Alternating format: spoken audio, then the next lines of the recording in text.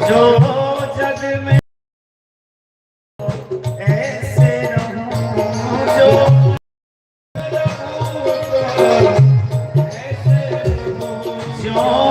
जल में कमल का फूल रहे, जो जल में कमल का फूल रहे।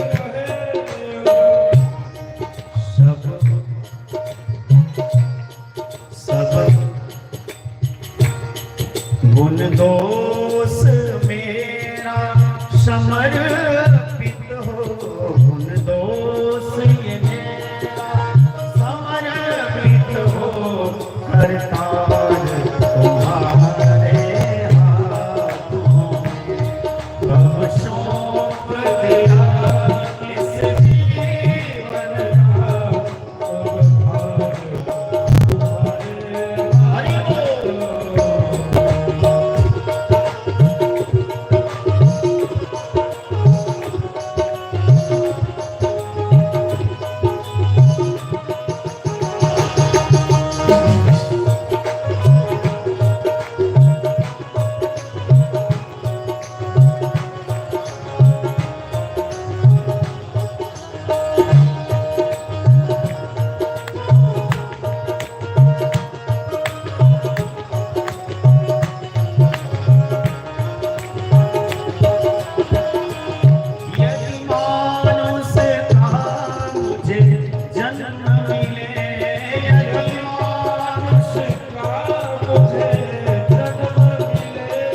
यदि मानुष का मुझे जन्म मिले, यदि मानुष का मुझे जन्म मिले, तो तेरे चरणों का पुजारी बनूं, तो तेरे चरणों का पुजारी बनूं, तेरे चरणों का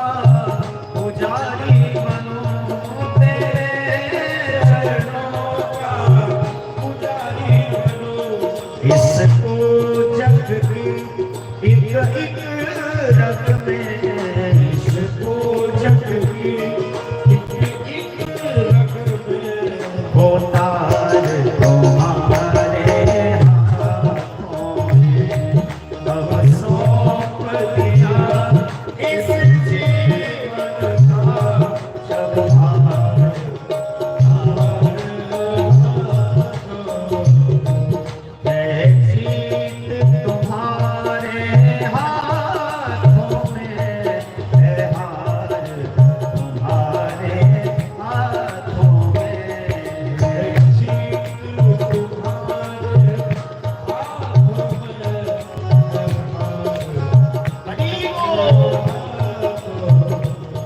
जब जब संसार का कैदी बनूं, जब जब संसार का कैदी बनूं, जब जब संसार का कैदी बनूं, जब जब संसार का कैदी बनूं, निष्काम भाव से कर्म करूं,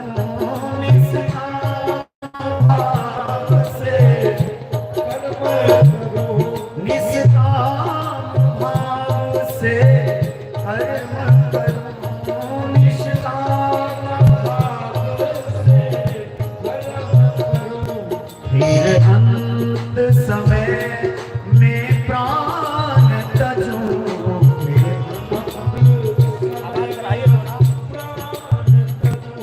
फिर अंत समय में प्राण तजूं, प्राणाधार तुम्हारे हाथों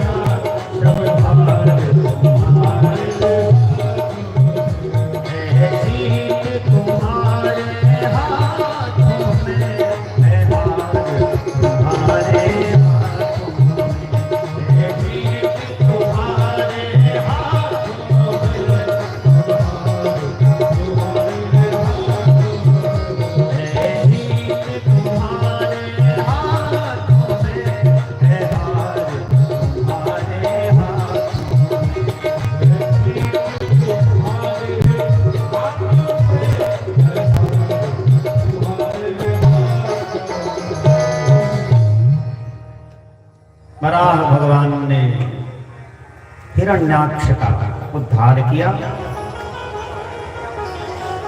धरती को यथास्थान पर रखा। मनु जी महाराज की जो मझली बेटी है जिनका नाम देवहूति है, इनका विवाह करदम ऋषि के साथ हुआ।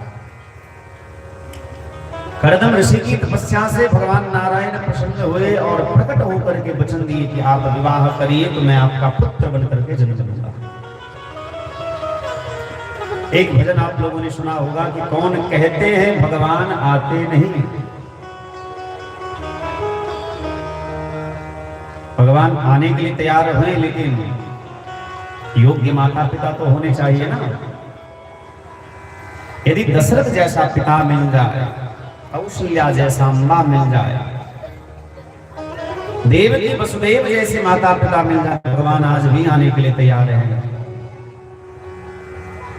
भगवान प्रकट होकर के करदम ऋषि से कहा कि आप यदि विवाह करेंगे तो मैं आपका पुत्र बनकर के जन्म लूंगा।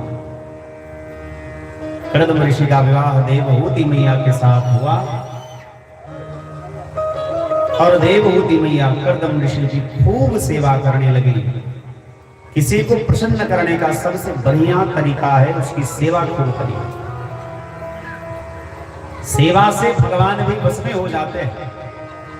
और सेवा है क्या? बोले अज्ञासमन सुसाहिब सेवा।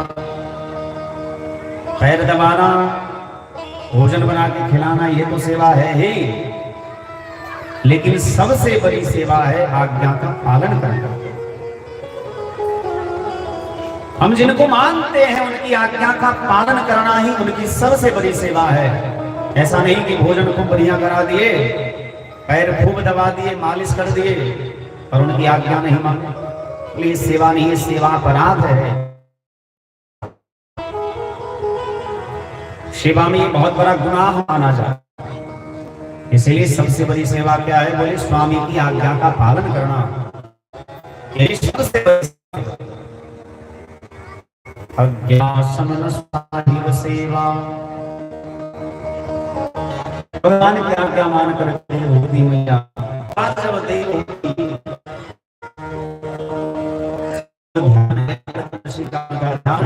देख के कि एक वृद्धा हमारे सामने बैठी हुई है। करदम ऋषि ने पूछा कौन है? देवहूति मैया कहती है कि आप समाधि में बैठे थे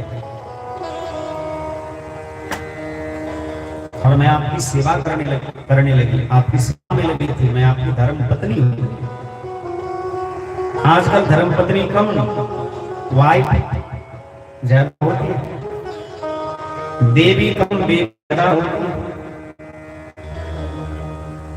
वाइफ शब्द का अर्थ क्या है जानते हैं?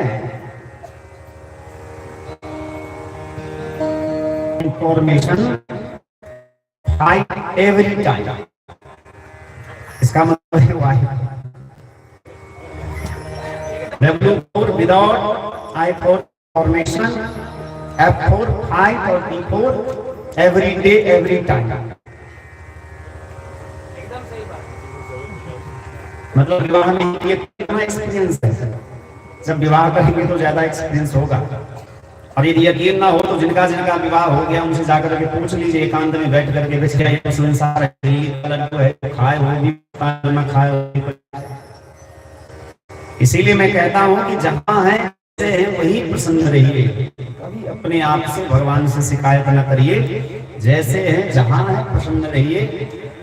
और ये मैंने केवल कहा है, ऐसा ना कहीं कह रहे मतलब ये हो। अरे भैया पत्नी ना हो तो जीवन फिर कैसे चलेगा गृहस्थ का? अब जो साधु हैं, विरक्त हैं, उनका जीवन अलग है, लेकिन गृहस्थाश्रम में जीवन को जीने के लिए पत्नी का सहारा तो चाहिए। अब कई लोगों के मन में यह भी सवाल होगा, जैसा कि यहाँ भी एक ने हमसे पूछा कि आप विवाह किए नहीं किए? तो भैया सार्वजनिक तौर पर कहते हैं कि हमारा विवाह नहीं हुआ है। अब दूसरा प्रश्न आपका होगा कि करेंगे कि नहीं, तो उसका भी जवाब है नहीं करेंगे।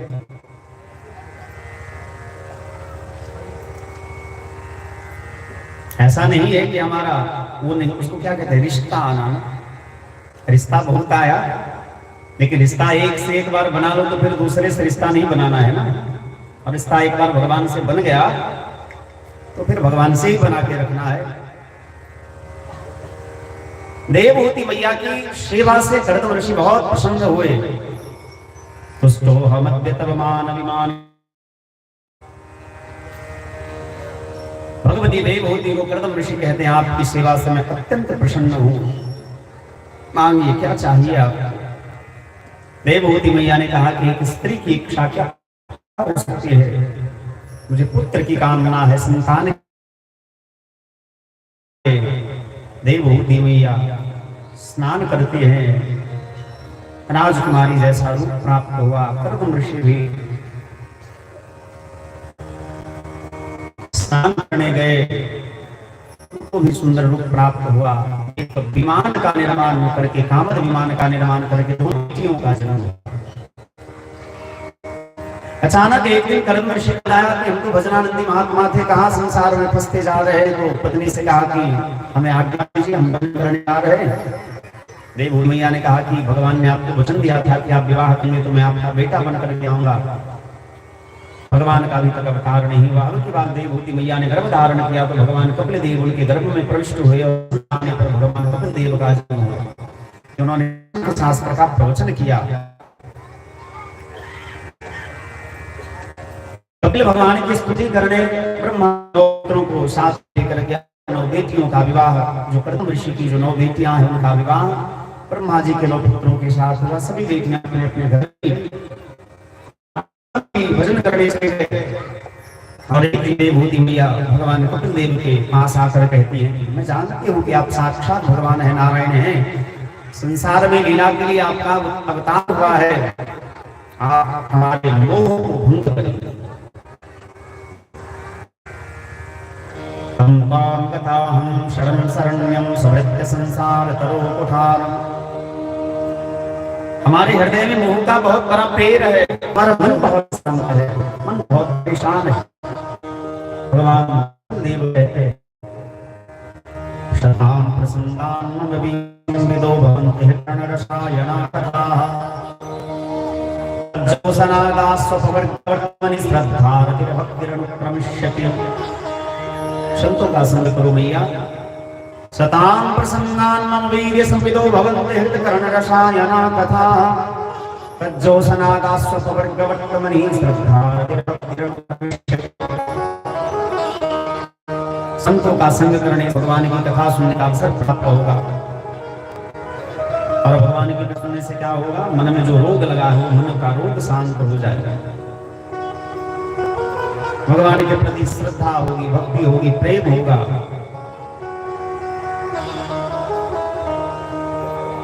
बोले संत का पहचान क्या लाल पीला कपड़ा पहन लेने से कोई संत हो जाता? मोटी मोटी माला पहन ले, बड़ा मोटा तिलक लगा ले, बड़ा बाल बड़ा कर ले, जटा बना ले, तो महात्मा कहे जाने। महात्मा वृक्ष है, लेकिन स्वभाव कैसा होना चाहिए महात्मा का? बोले कारुणिका। महात्मा का लक्षण कैसा हो? क्षमा सहन शक्ति उनमें होनी चाहिए।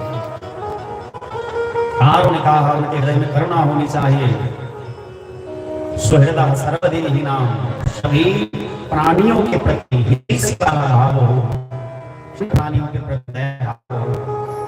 अजात शत्रुः शान्तः, जिनका कोई शत्रु ना हो और जो शांत रहते हो। ऐसे महात्माओं के संग करने से मन शांत होता है। बोले मन भजन में लगता नहीं है, कथा में लगता नहीं है। बोले देखो मैया, मन एवं मनुष्यानां कारणं बंध मोक्षयो, मन ही हमारे बंधन और मोक्ष दोनों का कारण है। जैसे एक चाबी से ही ताला भी लगता भी है, उसी प्रकार ये मन ही हमारे बंधन और मोक्ष दोनों का कारण है। यदि मन को धीरे धीरे संसार में लगाने लगेंगे तो मन बंधन का कारण बन जाएगा, और मन को यदि धीरे धीरे भगवान में लगाएंगे तो मन मोक्ष का कारण बन जाएगा। पर बढ़ा हुआ है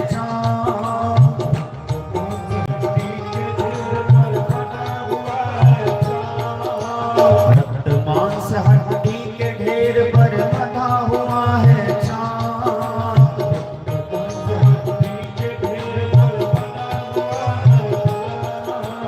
देख उसी की सुंदर काया, देख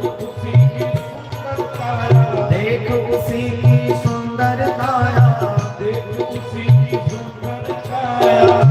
होती है नींद हराम, ये माया तेरी बहुत कठिन है, ये माया तेरी बहुत कठिन है।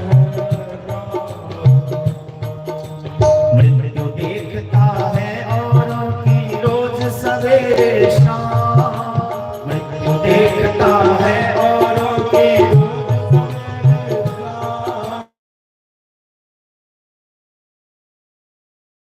रोज सवेरे शाम, देखता है औरों की रोज सवेरे शाम। लेकिन भवन बनाता ऐसे जैसे, भवन बनाता ऐसे जैसे, भवन बनाता ऐसे जैसे, हरदम यहाँ मुकाम, ये माया तेरी बहुत कठिन है, ये माया तेरी बहुत कठिन है, ये माया तेरी बहुत कठिन है।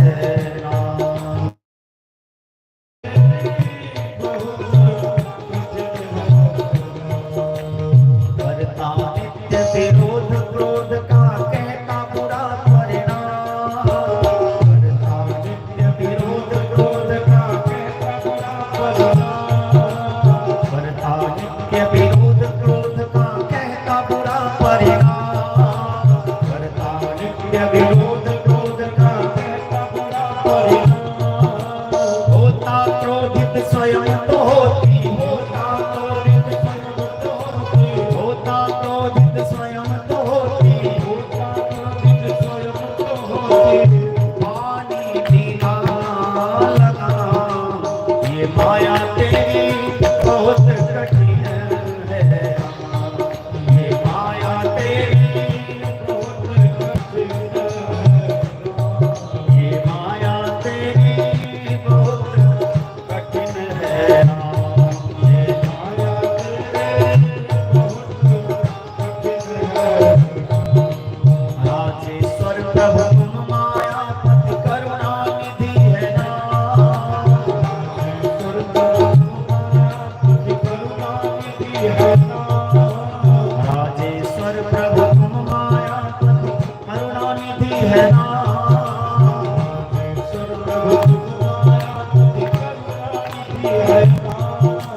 नाथ निवेरो अपनी माया, नाथ निवेरो अपनी माया, नाथ निवेरो अपनी माया, नाथ निवेरो अपनी माया, जीव लहे विश्राम, ये माया तेरी बहुत कठिन है,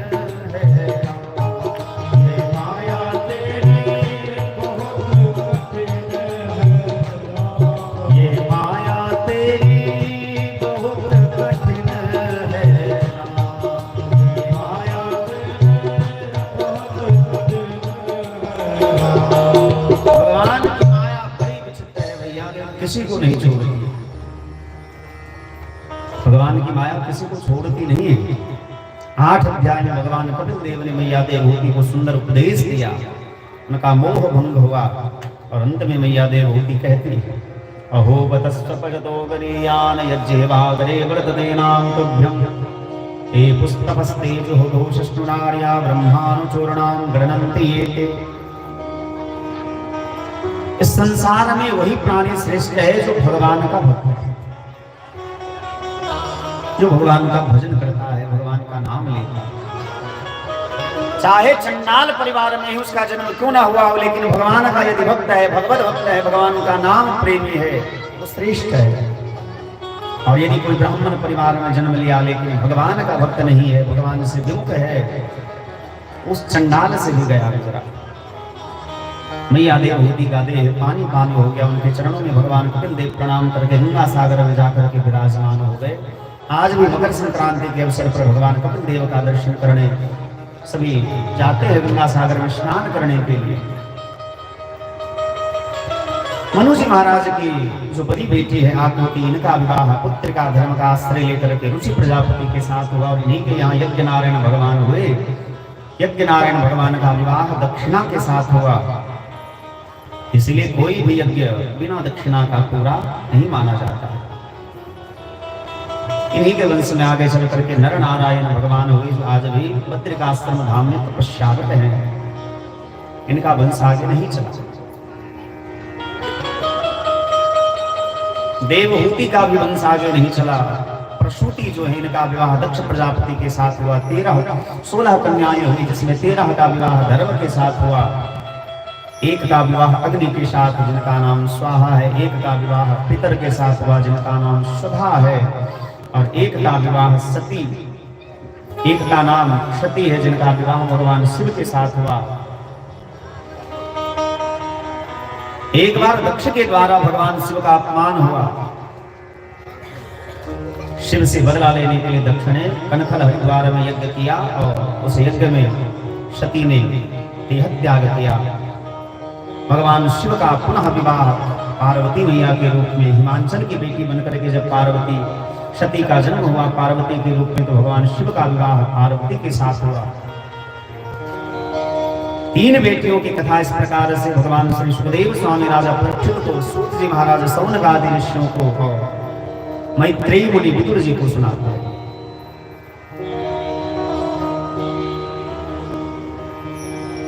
मनु जी महाराज के ज्येष्ठ पुत्र का नाम है उत्तानपाद, की 2 पत्नियां हैं। एक का नाम सुनीति है, दूसरा का नाम सुरुचि है। लेकिन सुरुचि के रूप पर आसक्त होकर के धर्मपत्नी सुनीति का त्याग कर दिया राजा उत्तानपाद ने। सुनीति का पुत्र ध्रुव एक दिन पिता की गोद में बैठने गए तो छोटी मैया सुरुचि ने हाथ पकड़ करके नीचे पटक दिया और कहा कि जाओ भगवान की पहली तपस्या करो, यदि तुम्हें राजा की अंक में गोद में बैठना है, क्योंकि तू अभागन सुनीति का बेटा। ध्रुव जी महाराज मैया के चरणों में प्रणाम करके मधुवन में जाकर के तपस्या करते हैं। नारद जी ने दीक्षा दी और केवल 5 महीने में भगवान का साक्षात्कार कर लिया। केवल 5 महीने में। बोले ये असंभव था, फिर संभव कैसे हो गया? आप देखेंगे भगवान के राह पर चलने वाले जो हैं, भगवान के भक्त जो होते हैं, उनको कष्ट बहुत आता है। हम बार बार इस बात को इसलिए कहते हैं क्योंकि कई बार भक्त घबरा जाते हैं। उसके पूर्व जन्म के जो संस्कार कुसंस्कार रहते हैं शेष, उसके कारण उनके जीवन में कुछ संकट आता है, कुछ दुख आता है। ध्रुव जी महाराज का भी पूर्व जन्म का कुछ संस्कार शेष था। 5 महीने में ही पूर्ण हुआ, भगवान का दर्शन हुआ और ध्रुव जी महाराज को भगवान ने अचल पद दिया।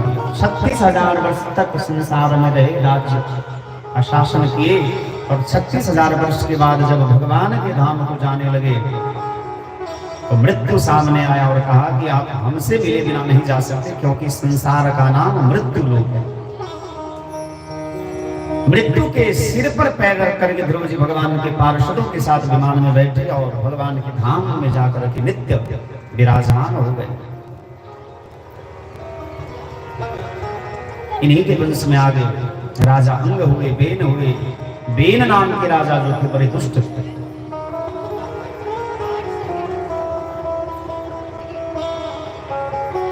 ब्राह्मण के कोप से बेन का अंत हो गया तो उनके देह का मंथन किया गया, जिससे निषाद प्रकट हुए। और जब हाथ का मंथन किया गया तो दाहिने अंग से भगवान नारायण के अंश से पृथु जी महाराज प्रकट हुए और वाम अंग से लक्ष्मी के अंश से अर्ची देवी प्रकट हुई। देवताओं ने पुष्पों की वर्षा कर उनका अभिवादन किया। भगवान पृथु और अर्ची का विवाह हुआ। पृथ्वी को शासन करके सारे रत्नों को प्रजाजनों में बांटा है भगवान पृथु ने। इस धरती का नाम पृथ्वी इसलिए भी है क्योंकि पृथु जी ने इनको अपनाया, इसलिए इनका नाम पृथ्वी। 99 यज्ञ किए पृथु जी महाराज। 100वां यज्ञ जब इनका पूरा होने वाला था तो इंद्र ने पाखंडी का वेश धारण करके इनके यज्ञ पशु को चुरा लिया और यहीं से पाखंड धर्म चला। कोप करके जब ब्राह्मण इंद्र को अग्नि कुंड में डालने लगे तो भगवान नारायण प्रकट हुए, ब्रह्मा जी प्रकट हुए और समझा पृथु जी को। 10,000 कान में सुनने की जो शक्ति है वह शक्ति पृथु जी महाराज को भगवान ने दिया। इन्हीं के वंश में आगे चल करके प्राचीन बर्ही नाम के राजा हुए जिन्होंने कर्मकांड के चक्कर में कई निर्दोष जीव की हत्या कर दी थी। अभी 2-3 दिन के बाद होली आने वाला है। अच्छा, आप लोग होली कब मना रहे हैं? 14 या 15 को? बताओ माता जी, 14 या 15? सुनिए सभी लोग ध्यान से, हम मिथिला के हैं और मिथिला में 15 को ही मनाना चाहिए शास्त्र के अनुकूल। गूगल पर 14 ऐसे जब मन करे तब मनाना चाहिए, लेकिन शास्त्र की मर्यादा की बात करेंगे तो 15 को ही मनाना चाहिए। विश्वविद्यालय पंचांग में 15 को ही मनाने की सलाह दी गई है। बाकी तो आपका जो मन करे सो करिए।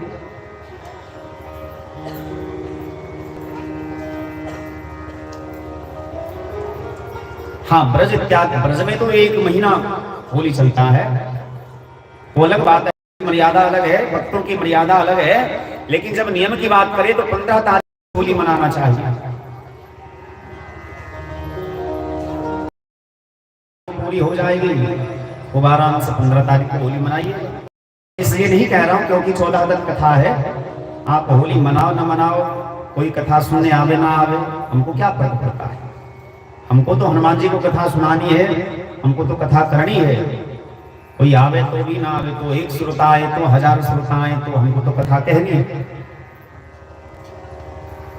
बाकी कथा का समय क्या होगा, कुछ लोग ऐसे होंगे जो 14 तारीख को ही मनाएंगे, कुछ लोग 15 को मनाएंगे। लेकिन मैंने स्पष्ट कह दिया कि जो मिथिला के हैं, अपने आप को मानते हैं कि मैं मैथिल हूँ, मिथिला का हूँ और अपना संस्कृति को जानते हैं, तो विश्वविद्यालय पंचांग में जिसके अनुसार सभी तिथियों का, मुहूर्तों का चयन होता है, विवाह इत्यादि दिन निकाले जाते हैं, उसमें 15 तारीख को ही मनाने की बात कही गई है। इसलिए हम लोगों को 15 तारीख को ही मनाना चाहिए। कथा का समय जो होगा आपको कल बता दिया जाएगा। 14 तारीख को कथा का समय क्या होगा।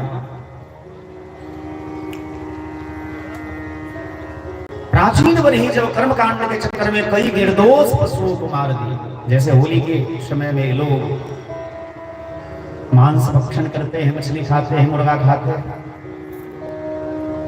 नहीं खाना चाहिए, बहुत बड़ा पाप है। अपने जिह्वा के स्वाद के लिए किसी जीव को न मारिए। और ये भगवान की बहुत बड़ी कृपा है कि होली से ठीक पहले आप लोग कथा श्रवण कर रहे हैं।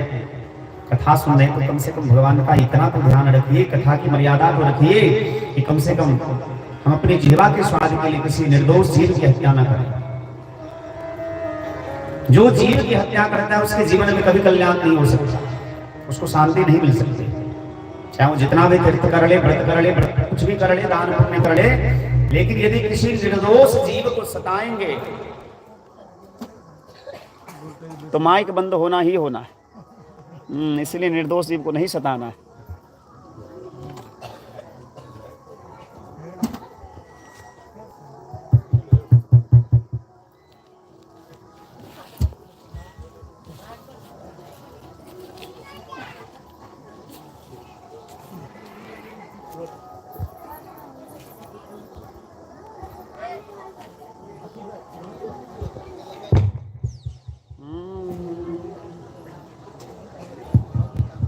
श्री राधे। ध्यान क्यों नहीं रहता आपका? कान पूरा बजाइए, आवाज कम करिए। मान करके निर्दोष पशुओं को मार रहे हो, वेद निवृत्ति परक है, प्रवृत्ति मार्ग का समर्थन नहीं करता। परोक्षवादो वेदो अनुशासनम जैसे बालक को समझाने के लिए माताएं कभी कभी डांटती है, इसी प्रकार वेद जो है निवृत्ति मार्ग का समर्थन करता है।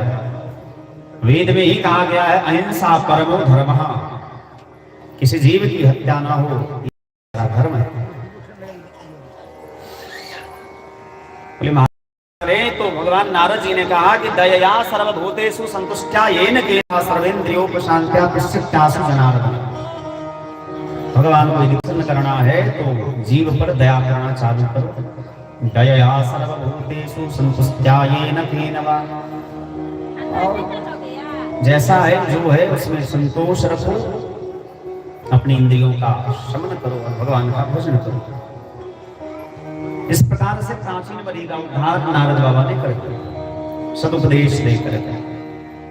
मनु जी महाराज के छोटे पुत्र का नाम प्रियव्रत है। प्रियव्रत के वंश में ही भगवान ऋषभ देव का जन्म हुआ, जिन्होंने जैन धर्म की स्थापना की।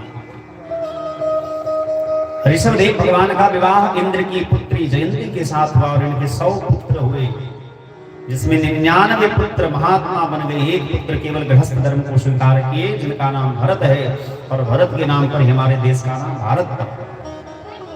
एक दिन सभी पुत्रों को बुला करके ऋषभदेव भगवान ने सुंदर उपदेश दिया। महत् सेवां द्वारमाहुर विमुक्ते तमुद्वारं योषितां संगी संगम। जीव का कल्याण यदि करना है, स्वयं का कल्याण करना है, तो महापुरुषों के संग बैठे। स्त्रैण लोगों के संग बैठने से जीव विषयासक्त हो जाता है। परमहंस की वृत्ति को स्वीकार करके ऋषभदेव भगवान ने जैन धर्म की स्थापना की। भरत जी महाराज प्रजा का पालन करते हुए नेपाल प्रदेश में जाकर गंडकी नदी के तट पर शालिग्राम क्षेत्र में भजन करने लगे। एक दिन जब भगवान सूर्य नारायण को जल दे रहे थे तो देखा कि एक मृगी हिरणी पानी पीने आई है। सिंह जब उसको मारने के लिए, अपना आहार बनाने के लिए आक्रमण किया तो उनका गर्भपात हो गया। हिरणी तो मर गई और हिरणी का बच्चा जब पानी में बहने लगा तो भरत जी को दया आ गई और उस बच्चे को अपने आश्रम में ले आए, उसका लालन पालन करने लगे। धीरे धीरे धीरे उस बच्चे से उनको मोह हो गया। एक दिन हिरण के झुंड के साथ हिरण का बच्चा चला गया और हिरण के बच्चे के याद में भरत जी का देह त्याग हुआ। दूसरी योनि उनको हिरण की हुई। उस शरीर का भोग पूरा होने के बाद तीसरा जन्म जर भरत के रूप में आंगिरस गोत्रीय ब्राह्मण परिवार में हुआ और ये जर भरत के नाम से विख्यात हो। इन्होंने राजा रघुवन को सदुपदेश दिया और उनका उद्धार कर दिया। श्री परीक्षित जी महाराज ने भगवान सुखदेव स्वामी से जब भूगोल खगोल के विषय में पूछा तो विस्तार से भूगोल खगोल की चर्चा की गई है। चक्र,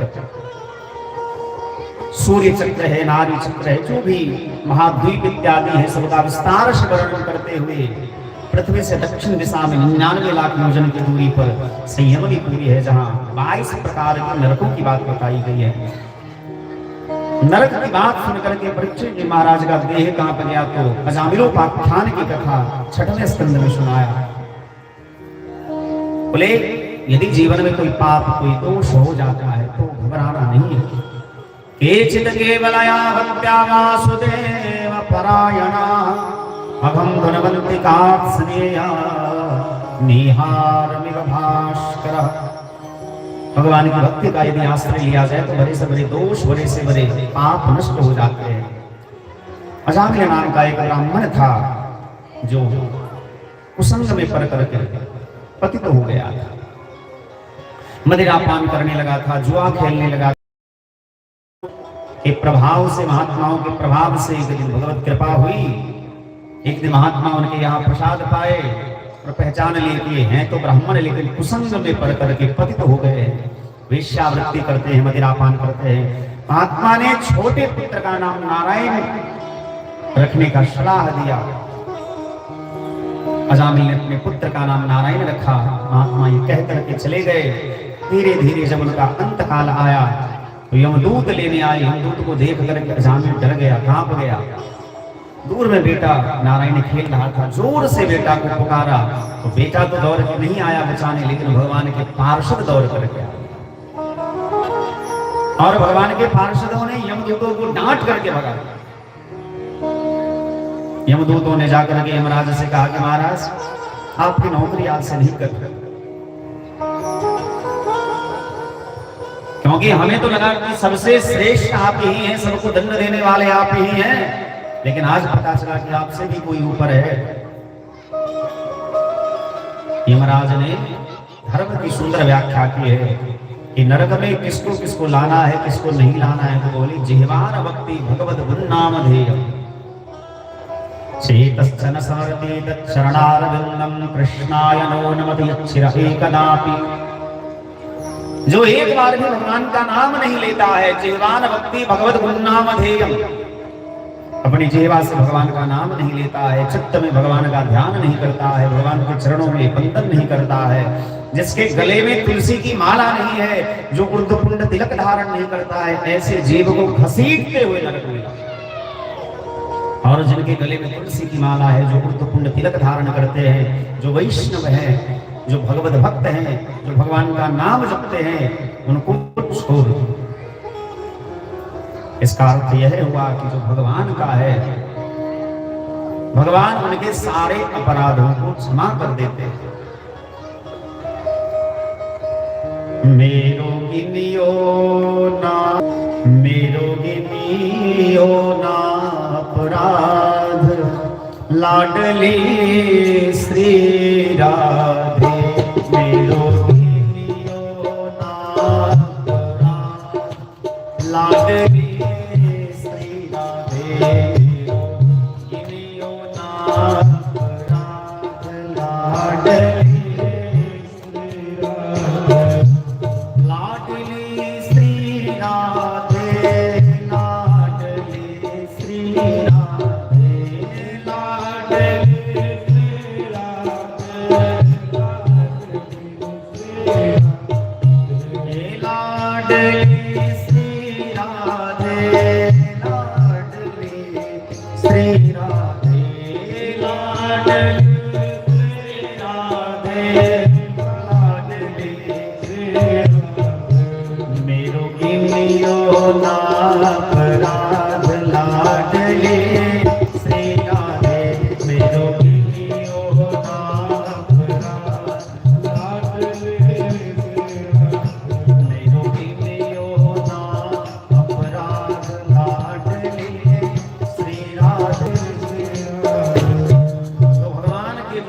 आश्रय ले लेते हैं। बोले केचित केवलया भक्त्या वासुदेव परायणा अघम धुनवंति कार्त्स्नेया निहारमिव भास्करः। जैसे यज्ञ कुंड में छोटी मोटी लकड़ी डालो, गीली लकड़ी डालो, सूखी लकड़ी डालो, सब जल करके राख हो जाता है। उसी प्रकार भगवान की भक्ति का यदि कोई आश्रय ले ले, भगवान के नाम का सहारा ले ले, उसके जाने अनजाने में किए गए समस्त पाप जल करके राख हो जाते। सांकेत्यं पारिहासं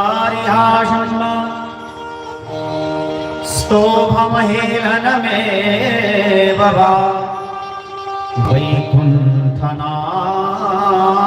ग्रहणम् अशेषाघहरं विदो। यदि संकेत में भी कोई भगवान का नाम लेता है, सारे इशारे में भी पतितम स्खलितम, गिरता हुआ उठता हुआ भगवान का यदि कोई नाम लेता है, हास परिहास में भी, हंसी मजाक में भी, तो भगवान के नाम में वो शक्ति है, वो सामर्थ्य है कि उसके अनंत पाप जला करके राख कर देते। इसलिए भगवान का खूब नाम लेना चाहिए। अशेषाग हरम विदो, अनंत पाप उसके नष्ट हो जाता है।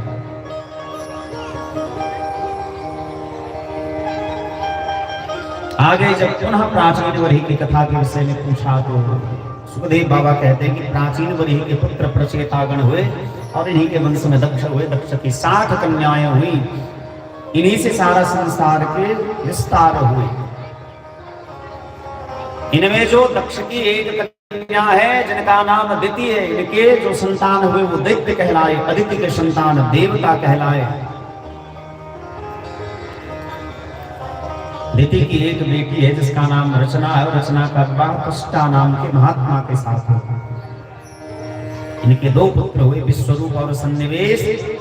एक बार देवताओं ने विश्वरूप को अपना गुरु बनाया, कुल पुरोहित बनाया, और जब देखा कि विश्वरूप हमारा अन्न खा करके दैत्यों का काम करते हैं तो मार दिया।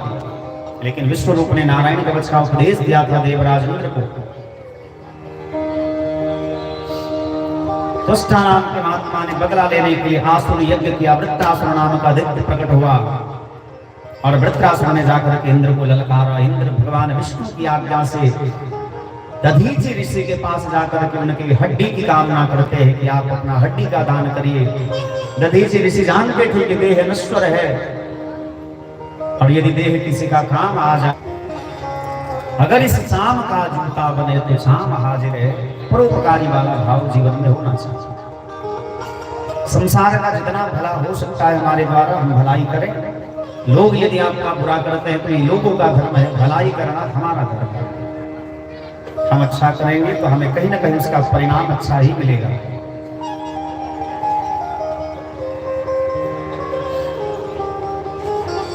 वृत्रासुर इंद्र को निगल गए, लेकिन नारायण कवच के प्रभाव से इंद्र उनके पेट में जाकर के भी मरे नहीं, वृत्रासुर को मारकर निकले। वृत्रासुर पूर्व जन्म में चित्रकेतु नाम का राजा था। इनकी 1 करोड़ पत्नियां थी पर संतान एक भी नहीं था। नारद बाबा के आशीर्वाद से, अंगिरा महात्मा के आशीर्वाद से एक बेटा हुआ। लेकिन जब से परी रानी ने कृतद्युति नाम की जो रानी थी, उन्होंने के बाद राजा का स्वाभाविक प्रेम सभी रानियों की अपेक्षा बड़ी रानी पर बढ़ गया।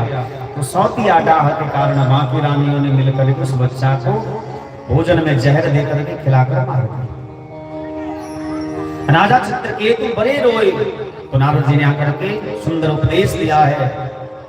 मन में वैराग्य जगा और तपस्या करते करते विद्याधर पद को प्राप्त हुए। लेकिन एक बार मैया पार्वती की अपमान के कारण चित्रकेतु इतना बड़ा पद पाने के बाद वही वृत्रासुर नाम का दैत्य बना। दिति मैया ने पुण्यश्रवण व्रत का अनुष्ठान किया और इनसे 49 प्रकार के मरुदगण हुए। जब परीक्षित जी महाराज ने पूछा कि भगवान का नाम तो समदर्शी है, तो भगवान दैत्यों को मारते हैं, देवताओं का पक्ष लेते हैं, ऐसा क्यों? तो प्रहलाद जी की कथा सुनाई कि हिरण्यकशिपु के पुत्र थे प्रहलाद, लेकिन भगवान ने उनका पक्ष नहीं लिया। जहां पक्ष लेने की बात होती है तो भगवान दैत्यों का भी पक्ष लेते हैं। और प्रहलाद जी भगवान के भक्त बचपन से ही थे, लेकिन इसी भक्ति के कारण उनके पिता ने उनको बहुत यातना दी, बहुत कष्ट दिया। और एक दिन तो खंभे में बांध दिया और कहा कि तुम्हारा भगवान है कहाँ? प्रहलाद जी मुस्कुराते हुए कहते हैं, हम में तुम में खंभ खर्ग में जहां देखो उनका ही नाम। और भगवान नृसिंह जो है खंभे को फाड़ करके प्रकट हुए। बोलिए नृसिंह भगवान की। सत्यम विधातुम निज भृत्य भासितम व्याप्तिम च भूतेषु अखिलेषु चात्मनः। ब्रह्मा जी की वाणी को सत्य करते हुए और प्रहलाद जी की विश्वास को रखते हुए नृसिंह भगवान ने हिरण्यकशिपु का वध किया। लेकिन क्रोध तब भी शांत नहीं हुआ, तो प्रहलाद जी ने जाकर के भगवान के चरणों में प्रणाम किया। स्वपाद मूले पतितम तमरभगम। प्रहलाद जी को अपने चरणों में झुकते देख करके भगवान उठा करके गोदी में बिठा लिया और लाड़ करने लगे। नृसिंह भगवान ने कहा कि प्रहलाद हमसे कुछ मांगो, हमारी इच्छा है कि तुम वरदान मांगो। प्रहलाद जी ने कहा कि सरकार देना चाहते हैं तो एक ही वरदान दीजिए। यदि राशि समय कामान वराम स्वाम वरदर्शभा गामानाम हृदय संदोहम भवतोस्तु प्रणय परम। यदि आप कुछ देना चाहते हैं तो एक ही वरदान दीजिए कि आपसे कभी कुछ मांगने की इच्छा ना हो, क्योंकि मांगने वाला छोटा हो जाता है। और आपने मुझे अपनी गोदी में बिठा करके दुनिया का सर्वश्रेष्ठ पद दे दिया, अब मांगने की कोई इच्छा नहीं है। फिर भी यदि देना चाहते हैं तो केवल एक वचन दीजिए कि हमारे पिता नरक में न जाएं, क्योंकि हमारे पिता हिरण्यकशिपु ने आपको बहुत गालियां दी। भगवान के नेत्र से आंसू झरझर बहने लगे और कहे कि तुम्हारे जैसे बालक को जिस पिता ने जन्म दिया है, उस पिता की अधोगति कभी हो ही नहीं सकती है। जिसके वंश में एक वैष्णव भी होता है, उसके 21 पीढ़ी का उद्धार हो जाता है। इसीलिए सभी लोगों से निवेदन करूंगा कि वैष्णवता को धारण करिए, वैष्णवता को स्वीकार करिए और संसार के चक्कर में पड़ करके, जीवा के चक्कर में पड़ करके निर्दोष जीव को मारना बंद करिए, क्योंकि सभी जीवों में भगवान नारायण का वास होता है। ये पाखंड नहीं तो और क्या है कि भगवती के सामने जाकर के आरती गाते हैं शाम को, जग जननी जय जय माँ, जग जननी जय जय, लेकिन उसी भगवती के प्रांगण में बलि प्रदान होता है। बलि देते रहते हैं वो भगवती उस बकरे की भी मां जिसकी बलि दे रहे हैं। इसलिए ये पाखंड है, पाखंड के चक्कर में ना पड़िए। यदि आपको इतना ही धर्म करना है, इतना ही बलि देना है, तो आप अपने अवगुणों का बलि दे दीजिए, अपने दोष का, अपने दुर्गुणों का बलि दे दीजिए। भगवान ने अधिक संपत्ति दी है तो गरीबों में बांटिए, जरूरतमंदों को दीजिए, निर्दोष जीव को मारना बंद करिए।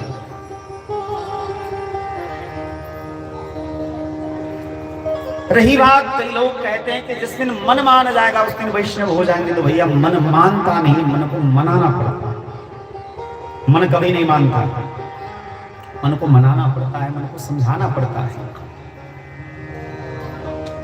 ये मन बड़ा चंचल है, कितना इसे समझाओ, जितना इसे समझाओ उतना ही मचल जाए। ये मन बड़ा चंचल होता है, इसको समझाना पड़ता है, ये समझता नहीं है। यदि ऐसे मन समझ जाता तो अर्जुन का मन विचलित नहीं होता, लेकिन अर्जुन का भी मन विचलित हो गया। तो भगवान ने कहा कि अभ्यासेन कौन्तेय वैराग्येन च गृह्यते, अभ्यास के द्वारा, वैराग्य के द्वारा मन को बस में करो।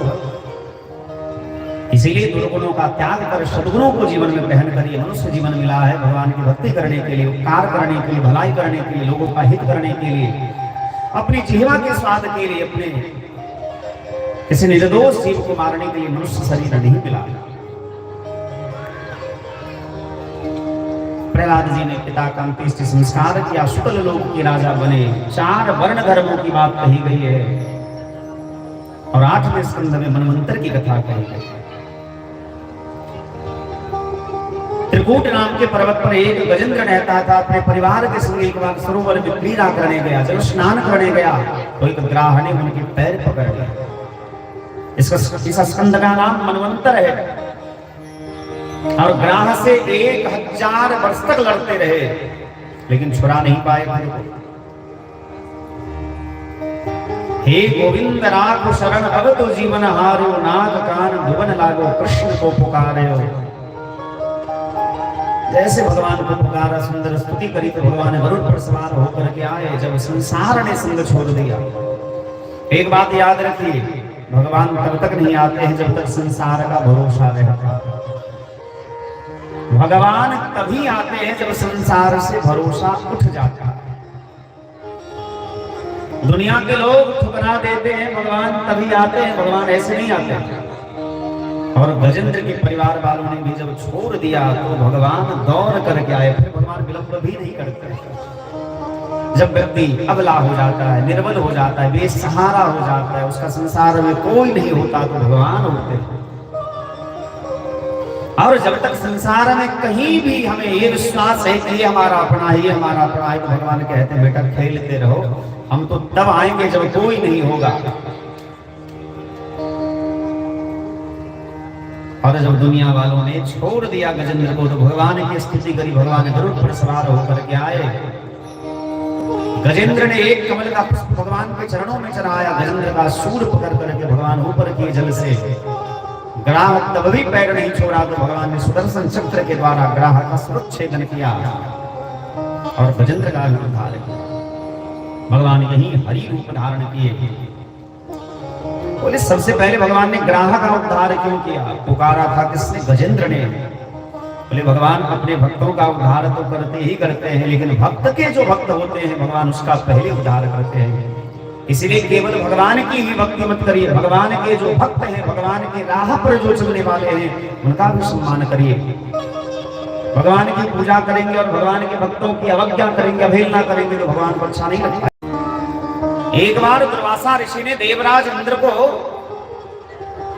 भगवान नारायण के द्वारा दी हुई पुष्पमाला दिया, लेकिन इंद्र ने उस माला का अपमान किया, जिस कारण से उसका स्त्रीहीन हो गया, सारा ऐश्वर्य जो है समुद्र में चला गया।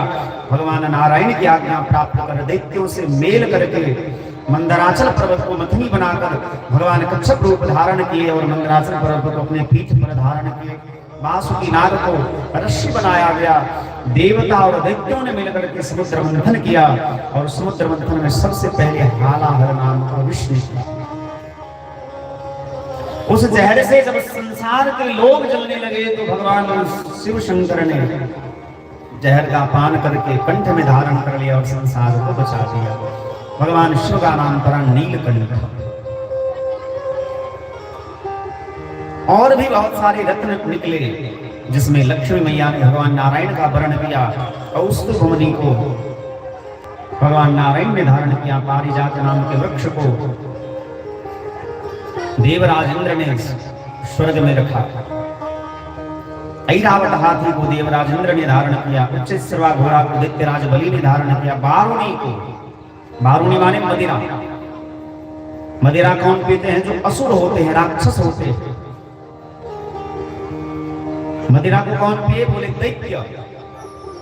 इसका मतलब यह भी है कि मदिरा पीने वाला व्यक्ति दैत्य है, राक्षस है। और जब अमृत का कलश लेकर के प्रकट हुए धन्वंतरी तो दैत्य उनके हाथ से अमृत का कलश लेकर के भाग गए। भगवान के शरण में आए देवता लोग सरकार। जिस अमृत के लिए समुद्र मंथन हुआ वो तो लेके चला गया। भगवान ने कहा चिंता मत करो, जो हमको मारने वाले हैं उनका गया हुआ धन भी वापस आ जाता। देने वाले भी हम ही हैं, लेने वाले भी हम ही हैं।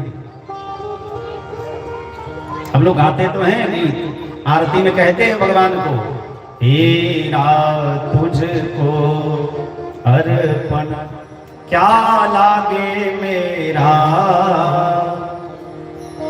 लेकिन जब सिद्धांत नाम के पंडित जी आरती की थाल लेकर के जाते हैं तो देख लेते कहीं 500 का नोट ना आरती की थाल में चला रहा। आरती में देने के लिए पहले से एक खुला करा के रखते हैं कि 1 रुपए का सिक्का, 2 रुपए का सिक्का देना।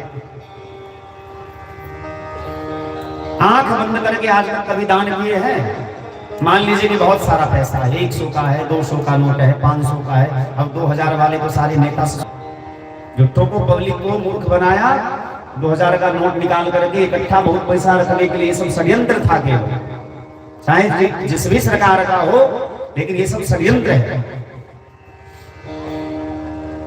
कभी आप आंख बंद करके आरती तो गाते हैं, हेरा तुझको, मतलब आंख बंद करके आरती गाते हैं, लेकिन जैसे आरती सामने आए तो देख लेते हैं कि इसमें कहीं 500 का नोट न चला जाए, 1 रुपए का सिक्का ही निकाल दिया। एक बात बताओ, जब इस प्रकार के भाव आते हैं और भगवान प्रकट हो जाए और भगवान हाथ पकड़ने के बाद बताओ, अभी तो 2 मिनट पहले तुम कह रहे थे कि तेरा तुझको अर्पण क्या लागे मेरा। अब जब मेरे भाग्य से 500 का नोट तुम्हारे हाथ में आ गया तो तुम्हारी बात का क्या जाता है, जाने दो। लेकिन वहां भेद बुद्धि आ जाती है। हाँ, पंडित जी को घूमना रहता है तो पानी का बहाना बना के चले जाते हैं, लेकिन सो बात नहीं है। भक्त है, ध्यान रखते हैं हमारा। दया आती है इनको कि व्यास जी को प्यास लग गया होगा।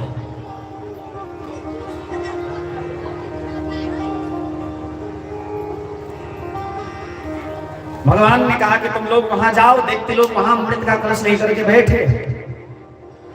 जगह का नाम बताया, देवता लोग आए और भगवान मोहिनी रूप धारण लाकर अमर कर दिया।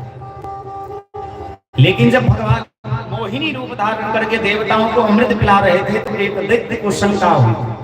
स्वरभानु नाम का दैत्य था, उसको लगा कि भाई कुछ तो गड़बड़ है। तो देवताओं के पति में आकर के बैठ गया, थोड़ा अमृत वो भी पी लिया था। सूर्य और चंद्रमा के बल में बैठा था। सूर्य चंद्रमा ने कहा कि सरकार ये देवता नहीं है, ये दैत्य है। तो भगवान ने तुरंत सुदर्शन चक्र से उसका सिर काट दिया। वही राहु और केतु बना जो आज देवता लोग अमृत पी करके अमर हो मार करके भगा दिया। दैत्य गुरु शुक्राचार्य ने दैत्यों को जीवित किया और अपनी तपस्या के बल से आशीर्वाद दिया। कहा कि जाओ अब तुम देवताओं से लड़ो। एक सुंदर रथ का निर्माण करके देवताओं की नगरी पर आक्रमण करवाया। सारे देवता लोग उनके रथ के तेज को देखकर वे स्वर्ग छोड़ करके भाग गए। दैत्यराज बलि ने स्वर्ग पर अपना अधिकार जमा लिया और दैत्य गुरु शुक्राचार्य ने कहा कि जब तक देवता भागे हैं तब तक इस पद को बचाने के लिए उपाय कर लो। उपाय क्या है कि देवराज इंद्र के पद पर वही बैठ सकता है जिसने 100 यज्ञ किया हो। तो 100 यज्ञ करो। शुक्राचार्य की अध्यक्षता में यज्ञ प्रारंभ हुआ। एक एक करके कई यज्ञ पूरे हो गए। उधर अदिति मैया को जब पता चला कि मेरे बालक इधर उधर भटक रहे हैं तो वयोव्रत का अनुष्ठान कर भगवान वामन भादो मास के शुक्ल पक्ष के द्वादशी तिथि को अवतार लेते हैं। बोलिए वामन भगवान की जय। भगवान वामन गुरु बृहस्पति की आज्ञा प्राप्त कर राजा बलि के द्वार पर नर्मदा नदी के तट पर जहां दैत्यराज बलि यज्ञ कर रहे थे वहां 3 पद भूमि मांगने के लिए आए। पदानि त्रीणि दैत्येन्द्र सम्मितानि पदानि। और 3 पद भूमि देने का जैसे संकल्प करके जल नीचे छोड़ा भगवान तुरंत विराट से ऊपर के सभी लोगों को नाप लिया। एक पैर से संपूर्ण धरती को नाप लिया और कहा गरुड़ को कि इसे बंदी बना। लेकिन फिर भी दैत्यराज बलि प्रसन्न रहे। वो जान गए थे कि भगवान ही देवताओं का काम बनाने के लिए छलिया का वेश धारण करके आया। यदि दानी बनना है तो दैत्यराज बलि के जैसा बनिए, कर्ण के जैसा बनिए। जानते हुए कर्ण जानता था कि मैंने अपना कवच और कुंडल दे दिया तो मैं मर जाऊंगा, फिर भी दे। दैत्यराज बलि जानते थे कि ये भगवान नारायण ही वामन का वेश धारण करके आए हैं। गुरु शुक्राचार्य ने बता भी दिया था। बलि ने कहा कि ये तो हमारा भाग्य है कि भगवान आए हैं हमारे द्वार पर। तेरे द्वार खरा भगवान भगत भर दे रे झोली। तेरे द्वार खरा भगवान भगत भर दे रे झोली।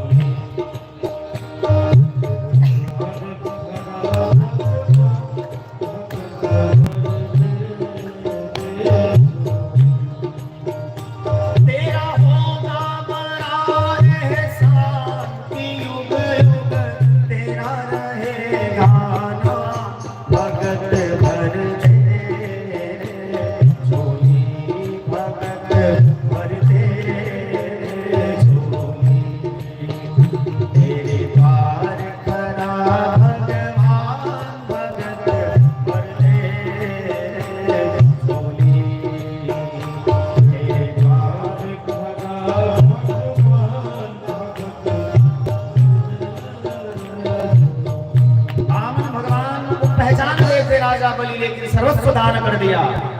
और जब वामन भगवान ने कहा कि तीसरा पैर कहाँ रखूं तो बोले सरकार धन से बड़ा धनवान होगा।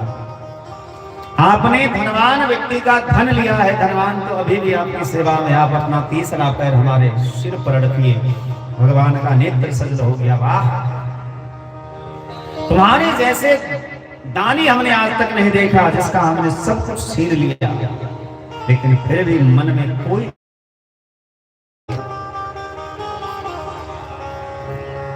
प्रहलाद जी प्रकट हुए। भगवान के सुंदर स्तुति गाए। भगवान ने कहा कि बलि तब तक तुम सुतल लोक में जाकर के निवास करो और मेरी इच्छा है कि मुझसे वरदान मांगो। मैं तुम्हें कुछ देना चाहता। इस दुनिया में हर एक व्यक्ति भिखारी है, भगवान ही केवल दाता है। दाता ही का नाम भिखारी सारी दुनिया। भगवान भगवान ने जब कहा कि कुछ मांगो, तो राजा बलि ने कहा कि सरकार हमारी इच्छा है कि जब भी घर के अंदर जाऊं तो आपको देख कर जाऊं, और जब घर से बाहर आऊं तो आपको देखूं। बोले इसके लिए तो हमको द्वारपाल बनाना पड़ेगा।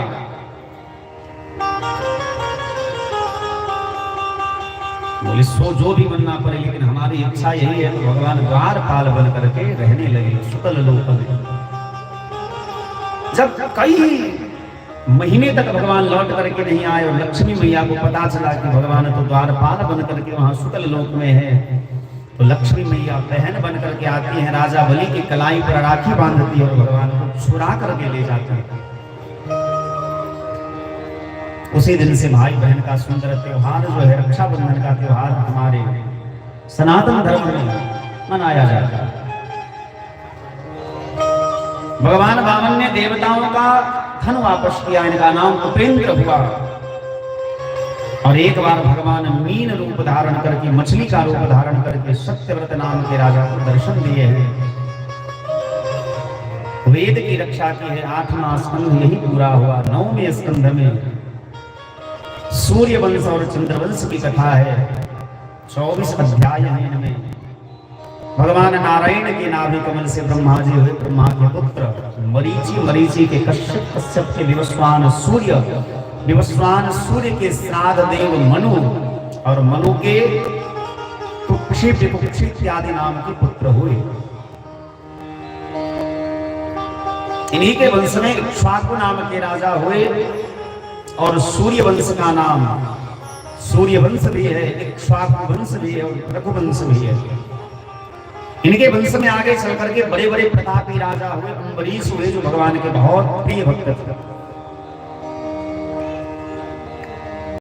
युवनाश नाम के राजा हुए। युवनाश के पुत्र मानधाता हुए। मानधाता की 50 बेटियों का विवाह सौभरी किसी के साथ हुआ था। इन्हीं के वंश में आगे चल करके राजा सत्यव्रत हुए। हरिश्चंद्र हुए। हरिश्चंद्र के रोहित, रोहित के बाहुक, बाहुक के सगर हुए, और सगर की 2 पत्नी थी, एक से एक पुत्र हुआ असमंजस, और एक के 60,000 पुत्र हुए, जो भगवान कपिल की क्रोधाग्नि में जल करके राख हुए। अपने पूर्वजों का उद्धार करने के लिए असमंजस के पुत्र अंशुमान तपस्या की और भगवती गंगा को धरती पर लाने में असमर्थ रहे। अंशुमान के पुत्र दिलीप, दिलीप ने भी तपस्या करी और वो भी धरती पर गंगा मैया को लाने में असमर्थ रहे। दिलीप के पुत्र भगीरथ हुए, उन्होंने तपस्या की और उनकी तपस्या से भगवती गंगा धरती पर आई। भगवान शिव ने अपने जटा में धारण किया, और भगवान शिव की जटा से 3 धाराएं निकली, जो एक धारा धरती पर रही, जो भागीरथी गंगा कहलाती है। एक धारा स्वर्ग में जाती है, जो अलकनंदा गंगा कहलाती है, और एक पाताल गामनी गंगा हुई। बोलिए गंगा मैया की। भगवान नारायण के चरण कमल से गंगा जी प्रकट हुई। इन्हीं के वंश में आगे चल करके खटवांग नाम के राजा हुए, ऋतुपर्ण हुए, समुदास हुए, नारी कवच हुए।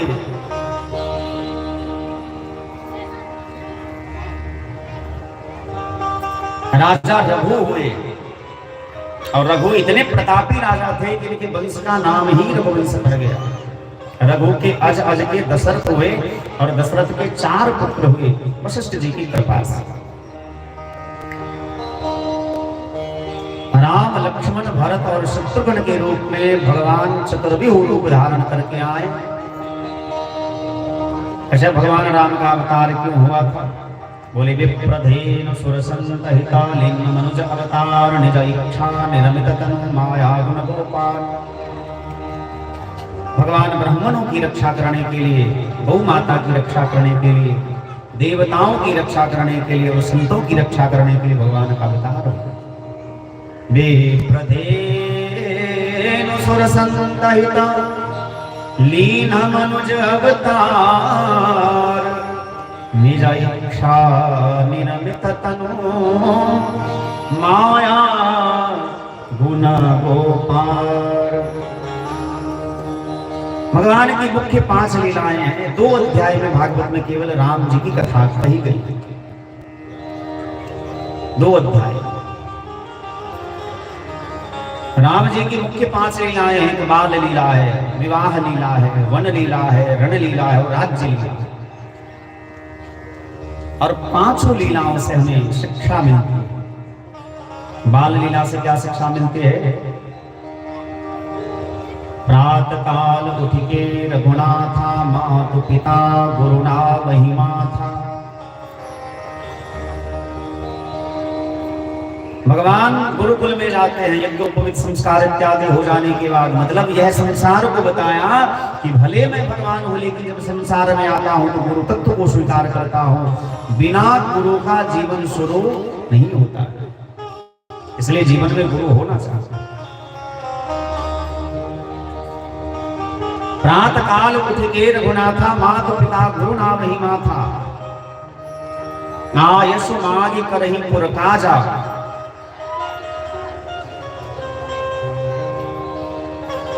भगवान अपनी माता पिता की आज्ञा मान करके ही पुर का कार्य करते। विश्वामित्र बाबा की यज्ञ की रक्षा किए। मिथिला में आकर के भगवान ने सभी राजाओं का मान मर्दन करके सीता जी के स्वयंवर में सभी राजाओं का मान मर्दन किया और सीता जी के साथ विवाह किया। लेकिन हमारे यहाँ की जो विधि है, उस विधि के द्वारा पुनः भगवान का विवाह हुआ है। राम जी का विवाह सीता जी के साथ, लक्ष्मण का विवाह उर्मिला के साथ, भरत जी का विवाह मांडवी के साथ और शत्रुघ्न जी का विवाह श्रुतकीर्ति के साथ हुआ। एक भाव तो यह है कि भगवान मिथिला छोड़ करके नहीं गए, और दूसरा भाव यह है कि भगवान मिथिला छोड़ करके गए अयोध्या। भागवत में वर्णन आता है कि भगवान अपने पिता की आज्ञा मान करके जंगल गए, बन गए। सीता जी का हरण हुआ।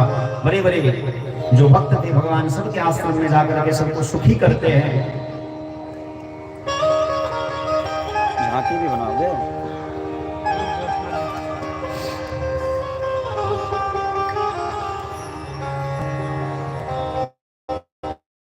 भगवान के आश्रम में गए, जिनको गुरु जी ने कहा था कि तुम भगवान की प्रतीक्षा करते रहना।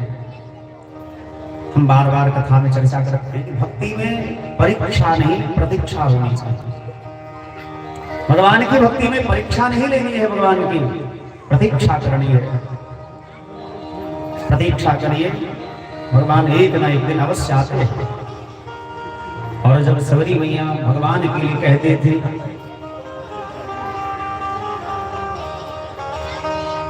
रामा रामा रटते रटते बीती रे उमरिया, रामा रामा रटते रटते बीती रे उमरिया, रघुकुल नंदन कब आओगे, रघुकुल नंदन कब सबरी की तुम्हारिया, राम राम रटते रटते बीती रे उमरिया, राम राम बीती रे उमरिया। मैं सबरी भिलनी की जाय, भजन भाव नहीं जानू रे, मैं सबरी भिलनी की जाई, भजन भाव नहीं जानू रे, राम तुम्हारे दर्शन के हित मन में जीवन पालू रे, राम तुम्हारे दर्शन के मन में जीवन पालू रे, राम तुम्हारे दर्शन के हित जीवन पालू रे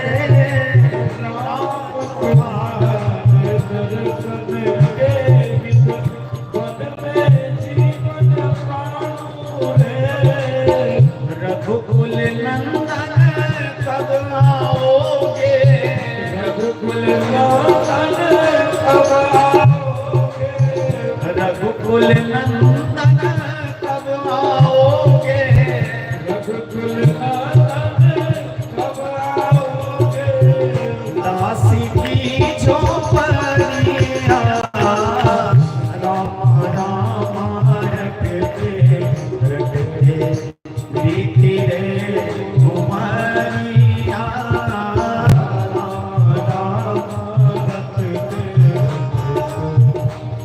बीती रे उमरिया राम राम रटते रटते बीती रे उमरिया राम राम रटते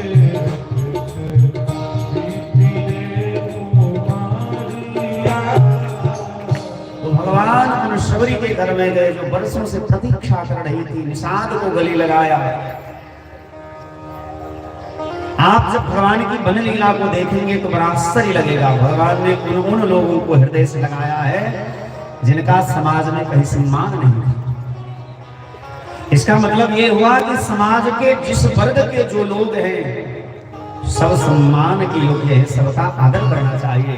ऐसा नहीं कि ये मुसहर जाति का है, ये यादव है, ये है, सबका सम्मान होना चाहिए। क्योंकि सब हम जितने भी हैं सब भगवान के ही संतान हैं, चाहे स्त्री हो पुरुष हो, किसी जाति बिरादरी के लोग हो, सब उसी परमात्मा के संतान हैं। इसलिए सम्मान सबका होना चाहिए। पहले भगवान ने सबका सम्मान किया, फिर जाकर के रावण के आतंक से धरती को मुक्त किया और तब जाकर के रामराज की स्थापना हुई। पहले सबका सम्मान हो, फिर रामराज की स्थापना हो।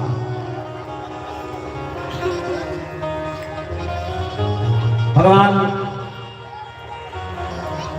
राम जी के दो पुत्र हुए, लव और कुश।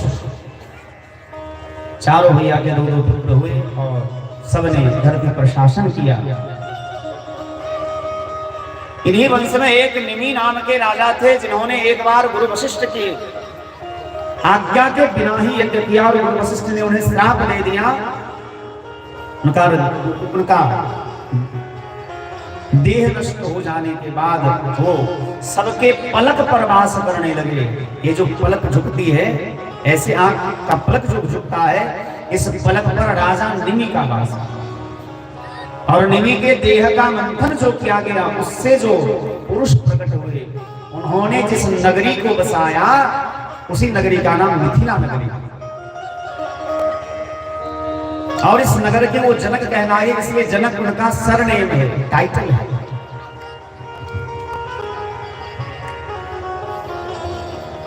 सीता जी के पिता का नाम क्या था, कोई बताओ तो? बच्चा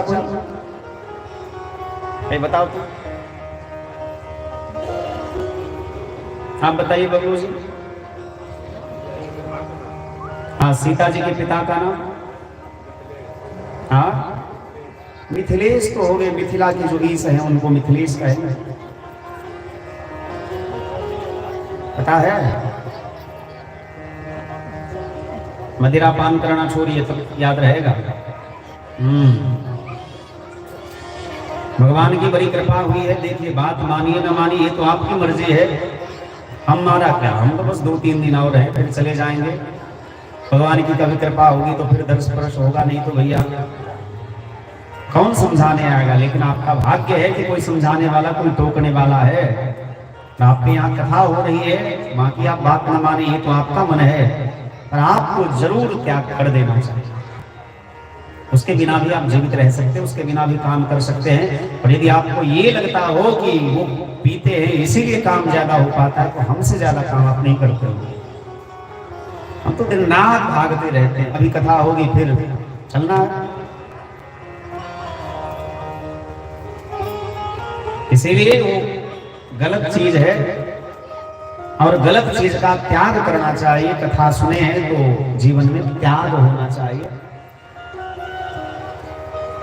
क्योंकि यदि पिता गलत करता है, माँ गलत करती है तो संतान पर उसका प्रभाव पड़ता है।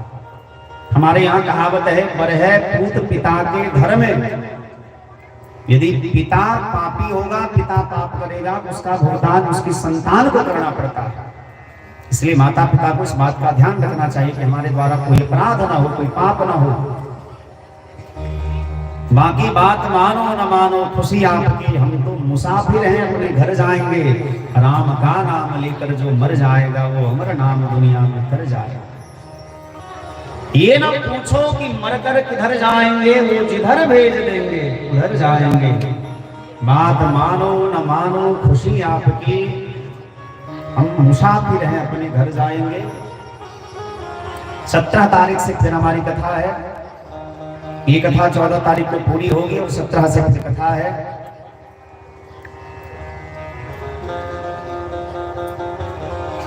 फिर उसके बाद और कथा है, लेकिन अभी उसको फाइनल नहीं की, चूंकि हमको विश्राम करना है। दुर्गा पूजा के टाइम से ही निरंतर रेगुलर कथा कह रहे हैं, तो विश्राम कभी मिला नहीं, बीच में थोड़ा विश्राम करना है। फिर 30 तारीख से कथा है, फिर अभी 2-3 महीने कथा खूब कहनी है। अभी बहुत सारे लोग, हमारा जो फेसबुक पेज है श्रवण दास जी महाराज के नाम से, और हमारा यूट्यूब चैनल भी श्रवण दास जी महाराज के नाम से ही है, इस पर भी कभी कभार यदि आप लोगों को मन होगा तो वहां कथा सुन पाएंगे। आइए पहले 2 बार भगवान नाम कीर्तन करें, उसके बाद भगवान कृष्ण के जन्मोत्सव की कथा हम लोग गाएंगे। सीता जी के पिता का नाम सीरध्वज था, सीरध्वज जनक। अच्छा, गूगल में सर्च कर रहे हैं? नहीं ना। और सीता जी के चाचा का नाम क्या था? कुशध्वज। कृष्ण जी एक बार मिथिला आए थे और जनक के घर में गए थे। जैसे किसी का सरनेम क्या होता है, ठाकुर है, कोई झा है, कोई चौधरी, कोई मिश्रा, उसी प्रकार जनक जो है उनका सरनेम था, लेकिन उनका वास्तविक नाम क्या था? सीरध्वज। और सभी मिथिला वंशी राजाओं का वर्णन करते हुए भगवान सुखदेव स्वामी कहते हैं, एते वै मिथिला राजन आत्म विद्या विशारदा योगेश्वर प्रसादेन द्वंद्वैर मुक्ता गृहेष्वपि। एते वै मिथिला राजन आत्म विद्या विशारदा योगेश्वर प्रसादेन द्वंद्वैर मुक्ता गृहेष्वपि। घर में रहते हुए भी ये सभी राजा आत्मज्ञानी हैं। इस प्रकार से विस्तार से रघुवंश की चर्चा करी, निमि वंशों की चर्चा करी। आइए 2 बार भगवान नाम कीर्तन सभी लोग प्रेम से गाएं। उसके बाद भगवान कृष्ण के जन्मोत्सव की कथा गाकर बधैया गाएंगे।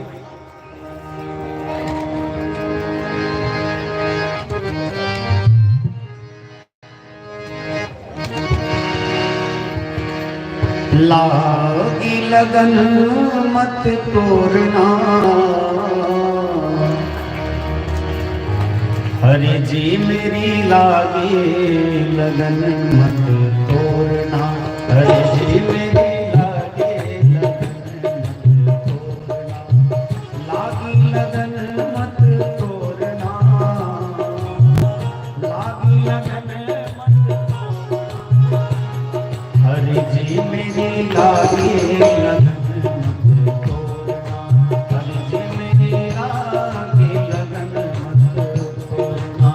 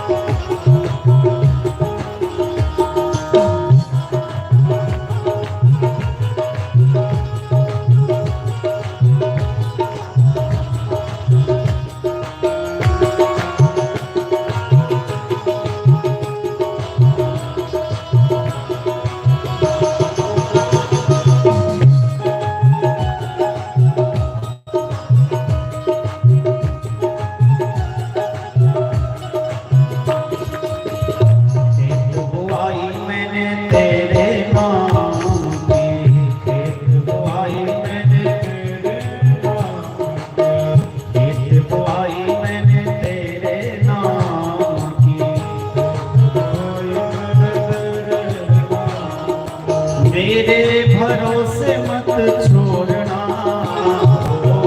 मेरे भरोसे मत छोड़ना, मेरे भरोसे मत छोड़ना, मेरे भरोसे मत छोड़ना। अरे जी मेरी लागे लगन मत छोड़ना, अरे जी मेरी लागे लगन, प्रभु जी मेरी लागे लगन मत तोड़ना।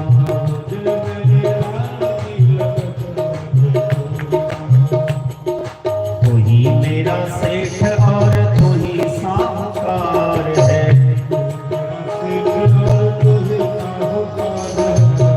तू ही मेरा सेठ और तू ही साहूकार है।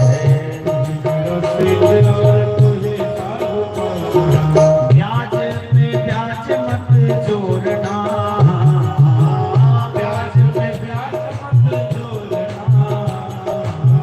ब्याज में ब्याज मत जोड़ना, ब्याज में ब्याज मत जोड़ना। अरे जी मेरी लागे लगन मत तोड़ना, अरे जी मेरी लागे लगन, अरे जी मेरी लागे लगन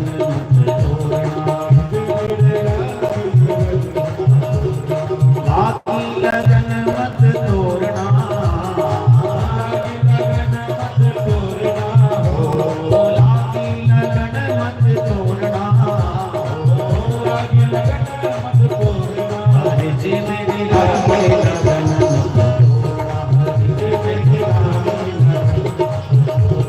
अरे जी मेरी लागे लगन मत तोड़ना, अरे जी मेरी लागे लगन मत तोड़ना। बोलिए वृंदावन बिहारी लाल की जय। भगवान सुखदेव स्वामी कहते हैं कि जिस प्रकार से मैंने रघुवंश की कथा कही, उस प्रकार भगवान नारायण के नाभि कमल से ब्रह्मा जी हुए और ब्रह्मा के पुत्र अत्रि हुए, अत्रि के चंद्रमा हुए और चंद्रमा से चला चंद्रवंश। चंद्रमा के पुत्र कौन हुए? बोले बुध, बुध के पुरुरवा, और इन्हीं के वंश में आगे चलकर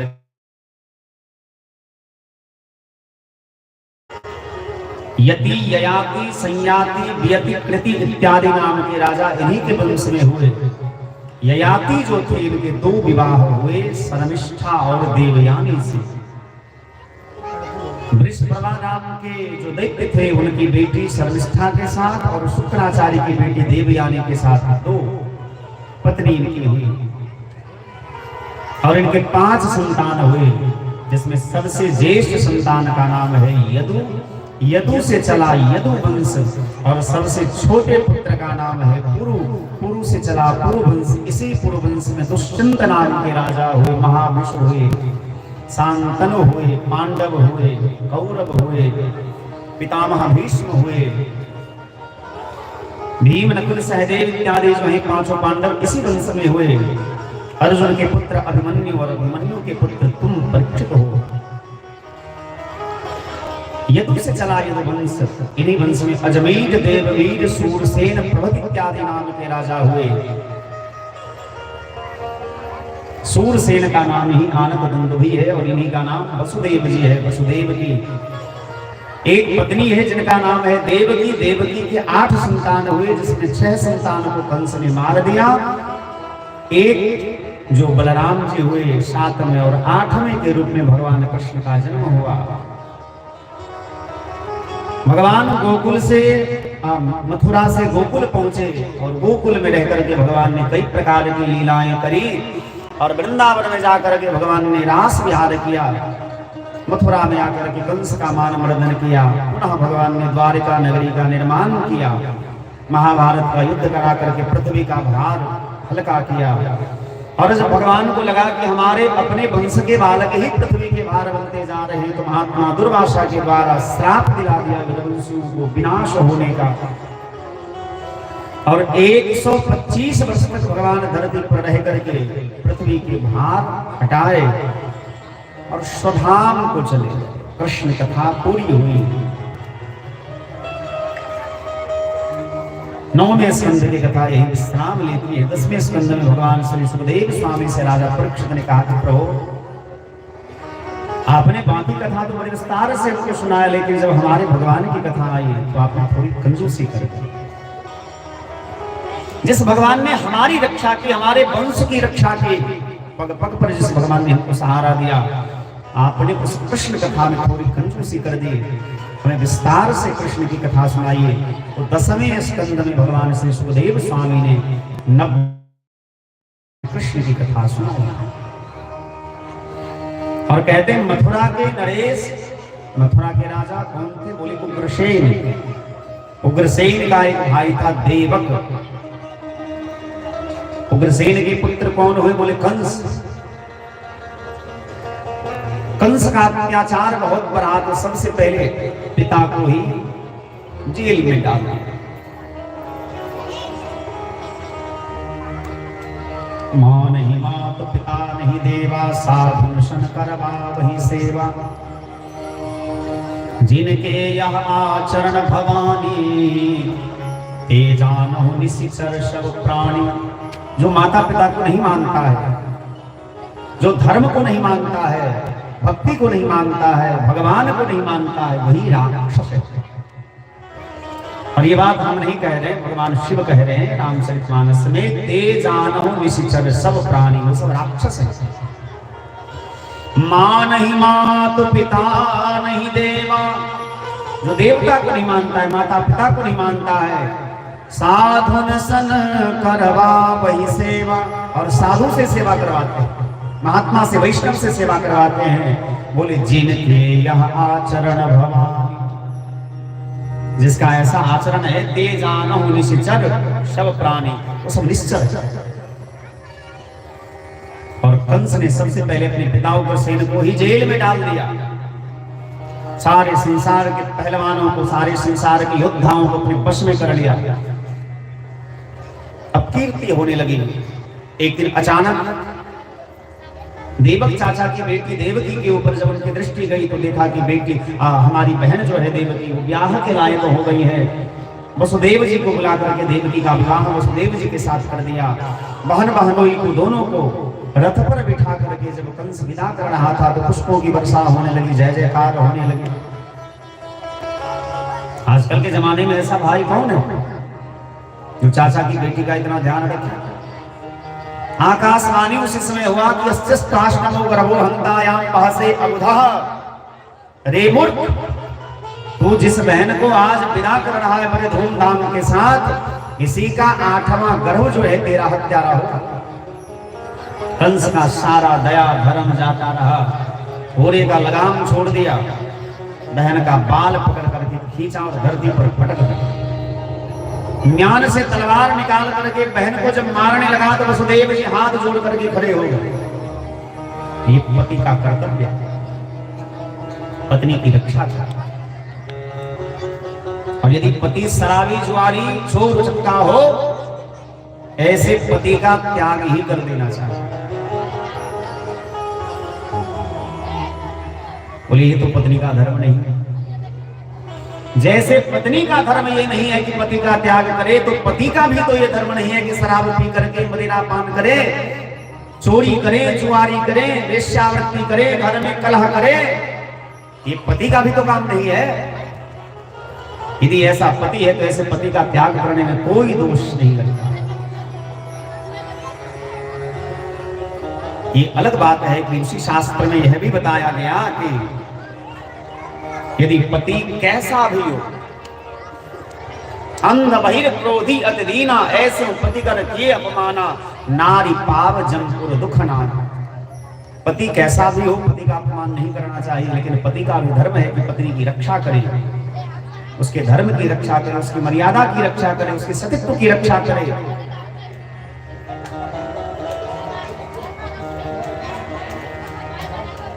वसुदेव जी ने बहुत विनती की और देवकी की रक्षा की। वसुदेव जी को और देवकी को कंस ने कारागृह में डाल दिया। इस वादे के मुताबिक कि तुम्हारा जो भी बेटा होगा, जो भी संतान होगा, हम उसको मार देंगे। अच्छा एक बात बताइए, देवकी तो जानती थी कि हमारे सारे बच्चों को ये मार देगा, जो कल होने वाला है वो आज ना हो, आज को पहले डाल दीजिए, फिर कल क्या होगा वो किसने देखा। आज जो विपत्ति है उसको टाल।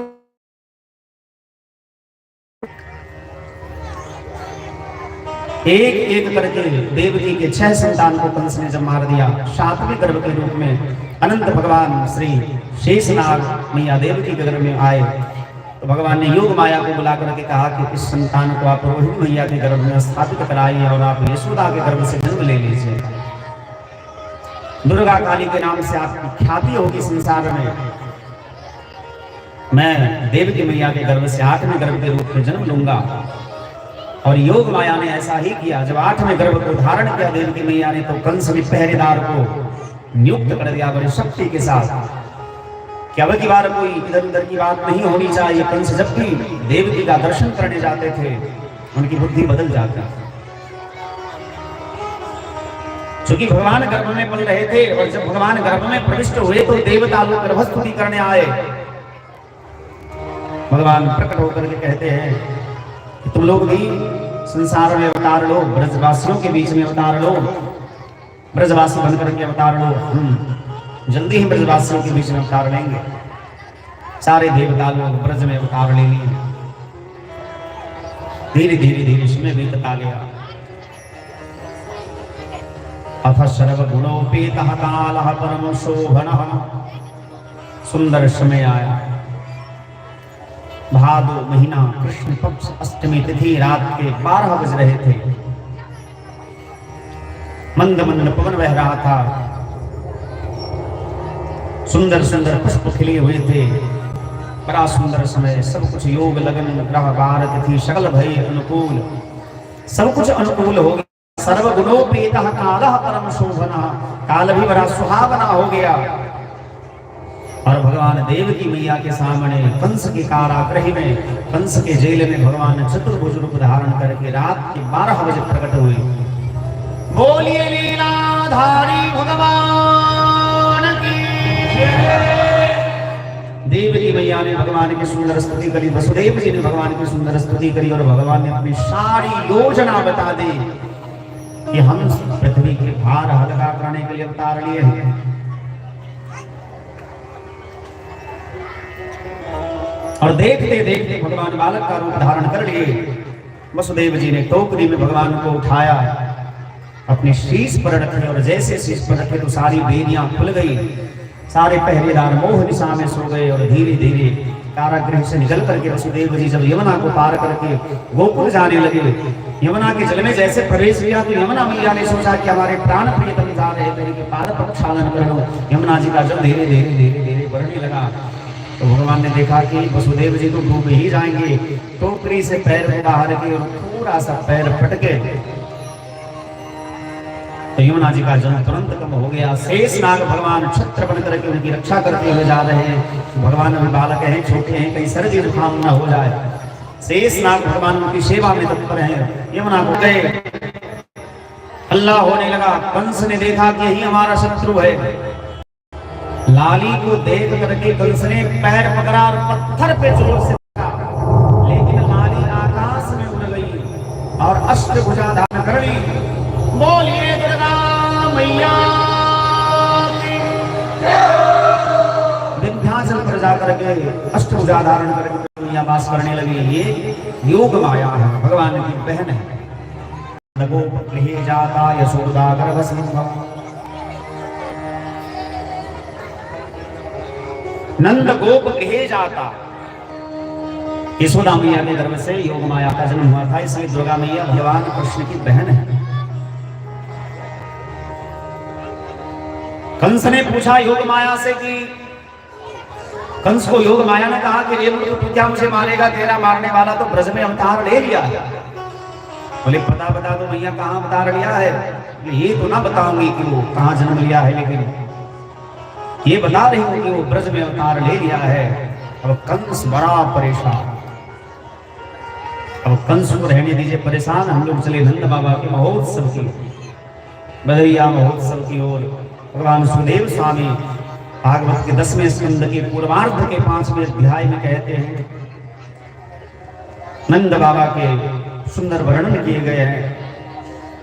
गोकुल में श्री नंदराय जी रहते हैं, गौ माता के परम भक्त हैं। एक भी संतान इनको नहीं था।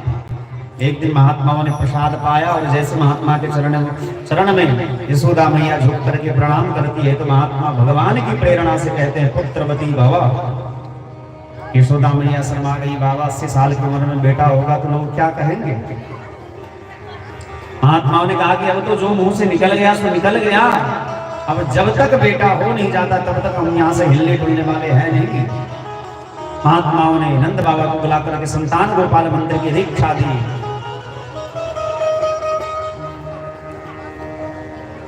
जैसे नंद बाबा ने देखा कि यशोदा मैया गर्भवती हो गई तो अपनी बहन सुनंदा को बुला लिया। सुनंदा बहन ने कहा कि भैया मैं तब जाऊंगी जब मुझे 9 लाख हार मंगा दो। नंद बाबा ने कहा कि चिंता न करो बहन, तुम्हें जो चाहिए ले लेना, लेकिन चलो अपनी भाभी की खूब सेवा करना। ब्रजवासियों ने जब देखा कि नंद बाबा के घर में लाला का जन्म होने वाला है तो सारे ब्रजवासी सुंदर सुंदर वस्त्र बना के पहले रखे हुए, सारी तैयारियां पहले ही हो चुकी थी। आज जब प्रातः काल वसुदेव जी लाला को छोड़ करके गए और सुनंदा बहन उठती है तो देखती है कि यशोदा मैया का दरवाजा घर का खुला हुआ है। यशोदा मैया खर्राटे की नींद ले रही सो रही है और बगल में एक छोटा सा लाला मंद मंद मुस्कुरा रहे हैं, जिनके घुंघराले घुंघराले छोटे छोटे कोमल कोमल बाल हैं और भगवान अपने दाहिने पैर को पकड़ करके चूस रहे हैं, मुंह में ले रहे हैं, मंद मंद मुस्कुरा रहे। भगवान की ऐसे सुंदर छवि को देख करके सुनंदा बहन कहने लगी है गयो है गयो है गयो। अब प्रातः काल जब इस प्रकार जोर से गली में दौड़ दौड़ करके सुनंदा बहन कहने लगी है गयो है गयो है गयो, सारे ब्रजवासी के बिंद कुल के ब्रजवासी दौड़ दौड़ करके आए और कहने लगे बहन सुनंदा ये बताओ कहाँ भयो।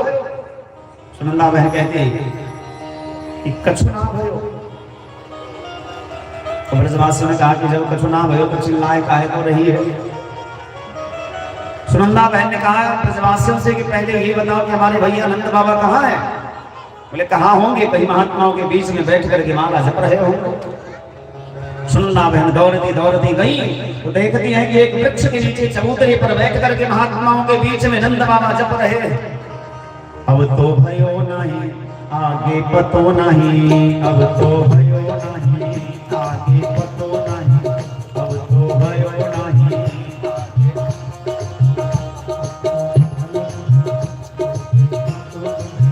अब तो भयो नहीं आगे पतो नहीं, अब तो भयो नहीं आगे पतो नहीं, अब तो भयो नहीं आगे पतो नहीं, अब तो भयो नहीं आगे पतो नहीं, अब तो भयो नहीं, अब तो भयो नहीं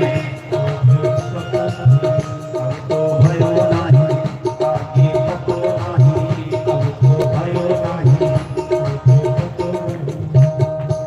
नंद बाबा संतान गोपाल मंत्र के बदले ये मंत्र जप रहे थे। तो सुनंदा बहन गई माला पकड़ ली तुरंत और कान में कहती है बाबा तिजोरी की चाबी कहाँ है। बोले पहले ये तो बताओ कि तिजोरी की चाबी सुबह सुबह क्यों चाहिए। सुनंदा बहन ने कहा कि पहले चाबी दो फिर बताऊंगी। नंद बाबा के मन में लड्डू फूटने लगे कि कुछ तो हुआ। तुरंत तिजोरी की चाबी निकाल करके दिए कि लो बहन जो मन चाहे सो ले लेना, तिजोरी आज तुम्हारे नाम करता हूं, लेकिन अब तो बता दो कि काम है। सुनंदा बहन नंद बाबा के कान में धीरे से कहती है बाबा आज बड़ी खुशी की बात है, तुम्हारे घर में लाला को जन्म भयो है।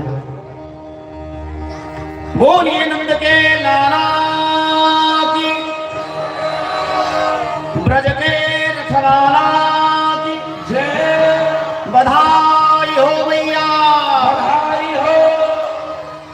नंद बाबा ने जैसे सुना कि हमारे घर में लाला को जन्म भयो, वही सुनंद बाबा 6 हाथ कूदने लगे। 90 साल की आयु में पूरे ब्रज में दौड़ दौड़ करके नंद बाबा कहने लगे कि हमारे घर में लाला को जन्म भयो है। नाई से कह करके पूरे गांव में हल्ला करवा दिया कि हमारे घर में लाला को जन्म भयो है। तो भैया बन ठन के आ जाओ, यहाँ बधैया उत्सव आज हम सभी मिल करके मनावेंगे। और नंद बाबा तुरंत दौड़ते दौड़ते गए, यमुना जी में डुबकी लगाई। इसमें झनकार भरा जाता है यार, क्या बजाते रहते।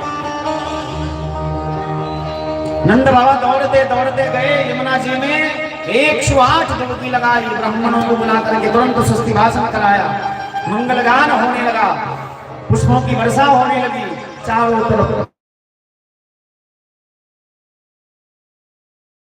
नंदस्तादमजोतपन्ने जाता हलादो महामनाः आहूय विप्रान् वेदज्ञान स्नातः सुचेरनकृतः। नंद बाबा के घर में आनंद का साक्षात जन्म हुआ। नंद बाबा ने ब्राह्मणों को बुलाकर के स्वस्ति भाषण कराया, मंगलगान कराया और सभी ब्रजगोपियां सुंदर बंठन करके आई और यशोदा मैया को पकड़ करके उत्सव मनाने लगे। आइए हम लोग भी अब अपने अपने स्थान पर खड़े हो जाएं और खड़े होकर के सभी लोग झूमते हुए नंद बाबा के महोत्सव में भाग लेंगे। कितना दिन से कथा थी, इस समय भरा जाता है, झनकार जैसे। जब भी कोई उत्सव वाला बात है तो उसमें भरा जाता है। बीरज में हो रही जय जयकार,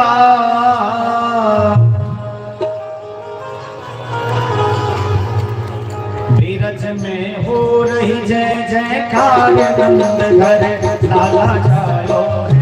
बीरज में हो रही जय जय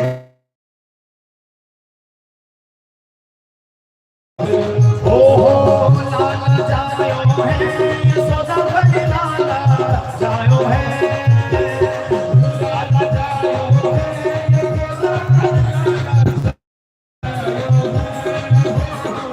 लाला जायो है, यशोदा घर लाला जायो है,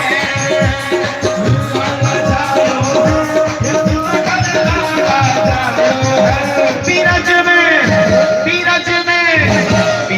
में हो रही जय जयकार, नंद घर लाला जायो है। बीरज में हो रही जय जयकार, नंद घर लाला जायो है। हो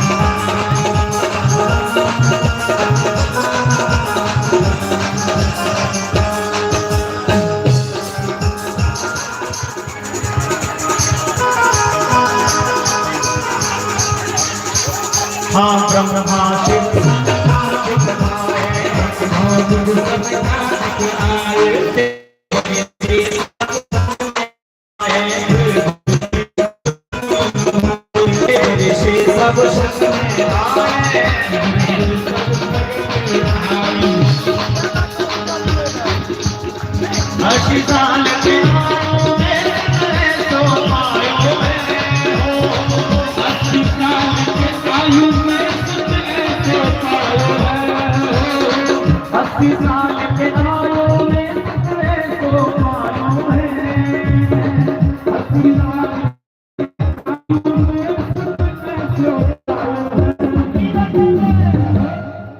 ऐसे भैया काम न चलेगा सभी बाप जय हो। वीर